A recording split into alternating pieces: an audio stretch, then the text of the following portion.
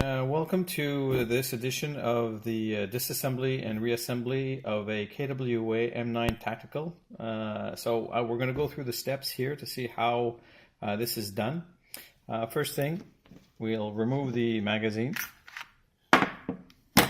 Second thing that we need to do is we need to pivot basically the release.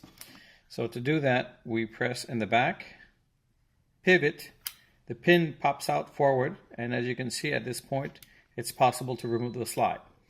At this point, we have to stop and basically hold with the thumb basically the guide, because if you don't, it'll actually pop out. So once we've disassembled it, as you can see, if you don't hold it, it can literally just fly out. So it just pops out. So I'll put it upside down. Basically at this point, I push everything forward, push up, and disassemble. So this is basically how we would proceed to disassemble the actual gun. To reassemble it, I'll take the barrel, slide it back in.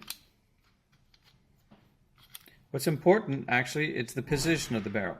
So what we're going to do is we'll pivot to the side, and you'll see that there's some different possibilities of positions. What's important is basically to just put it on the top right here, and then at this point pivot it upside down, make sure that it's fit, because if you could see, I can actually lift it with my finger. So the next thing, basically again, snug, spring guide, push in. Now, the important thing is that if we actually look closely here, in the KWA, there's this release button. It's really important that it actually hits this part right there. So it just sees right there. Now, at this point, what happens is that we have to make sure that this is angled upwards, and this is very well hosted on the top of the gun.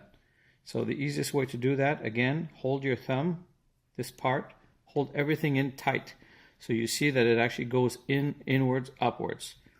At this point, I'm able to take the gun with my thumb, hold this, push backwards, slide in, pull back, release. And now we have an assembled gun. Thank you very much. This is Taktik Airsoft. Like our channel, subscribe. Thanks.